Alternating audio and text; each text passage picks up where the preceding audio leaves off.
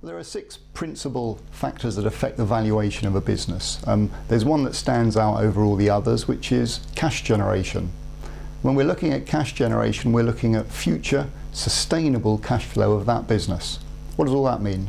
Well, the future aspect of it is not looking so much at the past, although trends are good, trends your friend, but we're looking at something that's sustainable. What are you going to get year in, year out as far as income and expenses? So for next year, if you had a VAT refund in a previous year, it's not going to impact on next year. A buyer would not pay for that. The second item that I've got on my list is margin history. We're looking for a high gross profit, ideally with a gross profit trend. And that's because if I can increase the turnover of that business that I've just bought by, say, £10,000, with a high gross profit, I'm going to keep quite a lot of that, and that's going to go straight into my profits. If I have a low gross profit, then I have to actually generate even more turnover to get the same net profit at the bottom. Third item is robust revenues. What does that mean?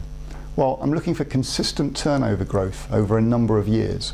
We've just come through a really deep recession, and from 2008 to 2013, I'm looking for revenues that have either stayed the same or increased. And if you can do that through a recession, then that's a good business. Fourth item is goodwill transfer. As far as the goodwill is concerned, there's a value in the trade, but if the entrepreneur is leaving and disappearing straight away, then what's going to happen to the patients? Are they going to go with him? Are they going to start looking at other practices? So we want to try and effect a very smooth transfer of a trade from someone that might have run that business for 20 years to somebody new that's coming along. The fees and product mix is important because if I'm buying a practice that has a large amount of recurring fees, then I know that that business is safe and that business is probably going to recur some years into the future.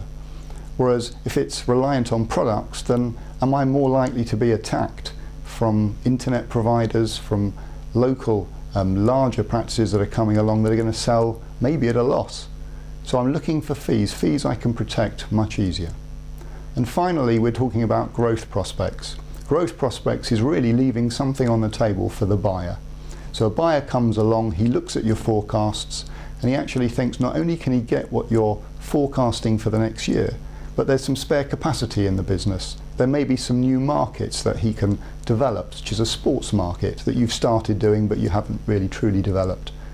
So growth prospects means that it's not a perfect practice, but the buyer can not only get what he's paying for, but he can get that much more on top.